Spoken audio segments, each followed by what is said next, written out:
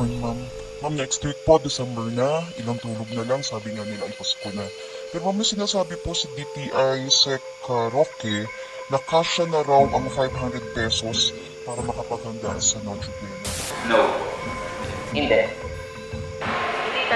Hindi talaga kasya ang 500 pesos sa Noche Buena. 500 makakabili na kayo ng ham. Makakagawa ka ng macaroni salad. Makakagawa ka rin ng spaghetti. Depende rin po yan kung ilan yung kakainin. Hindi naman siguro pwede magsabay-sabay yan. Pwede isa.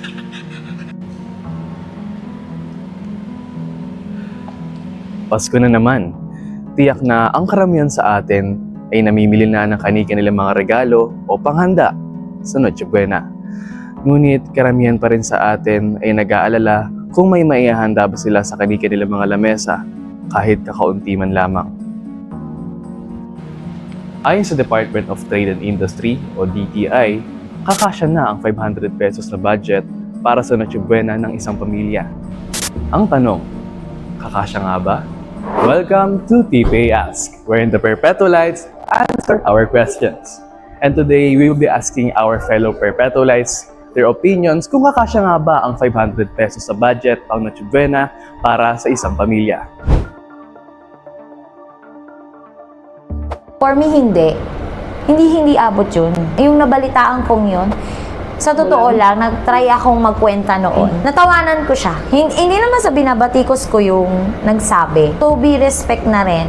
Pero kasi as a mother, halimbawa yung sa kakain ha, halimbawa madami kayong family, yung halaga ng 123 na pasta na yun, na may sauce, is hindi pa yung naabot ng 1 kilo. Parang ang isasandok mo na lang dun sa anak mo is kakatiting na lang. Hindi aabot yun dito sa tiyan. Dito na lang yun. Yun yung reason kung bakit ako sanayon sa 500 pesos na yan. Ipaglalaban ko talaga yan. Rin ganun din. Kasi katulad sa akin, apat yung anak Oo, ko. yun. Kulang talaga yung 500. Biting yun. Isang beses. Ayos yun. 500 na yun. Kung tatlo lang kayo sa pamilya. Eh halimbawa may dumating na bisita sa'yo. Ano pa kakain mo? Sa 3 to 4 members naman po, possible po, sasapat siya. Kaso konti lang po yung handa. Pero po, pag more than 5 members na po, hindi na po siya sasapat. Gawa po sa panahon po natin ngayon, natataas na po yung mga presyo ng bilihin natin. Kaya hindi po siya sapat. As of this year, hindi naman. Kasi unlike before na ang budget natin is kaya eh. Ang sahod natin, hindi basta-basta nagpipix eh. Pero ang mga bilihin natin, tumataas. Hindi naman sila nagpapanabay. What I mean, ay tumaas yung bilihin natin, pero yung sahod natin, hindi tumataas. So, hindi sila nagiging equal. Kahit saan mo dalhin yan, ang 500 hindi magkakasya doon. Para sa akin is handa po siya. Kasi po ito po yung araw ng nakasanayan natin sa pag-celebrate ng birthday ni Jesus Christ.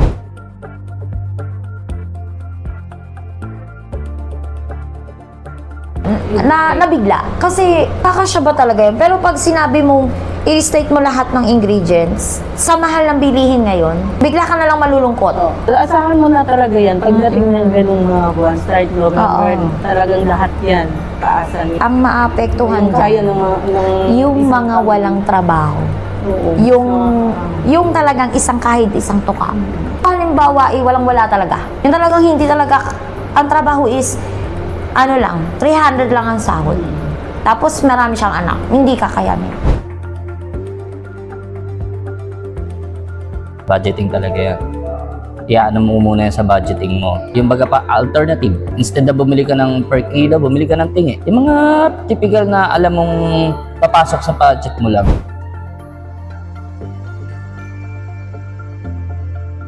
Binabaong ko a week is 1K. Bali 200 per day po. Minsan po is may school expenses pa po, kaya po sobra din po naapektuhan yung baong ko per day sa pagtaas ng presyo.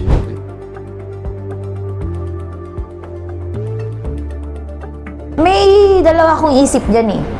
Yung pagiging statement nila na 500 kasha, sa practical yan na tao na magaling mag-budget, hindi sa magaling magkonsumo at sa maliliit na pamilya lang yan.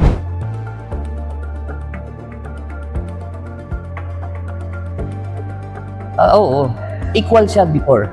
Unlike ngayon na talagang hindi nag-i-equal, hindi nagbabalance lahat ang ano natin, especially sa mga budgeting natin.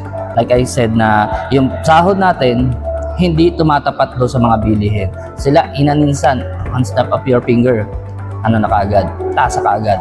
Pero sa atin, pinaglalaban pa, di ba? Para lang tumaas yung sahod natin. Pasko na naman.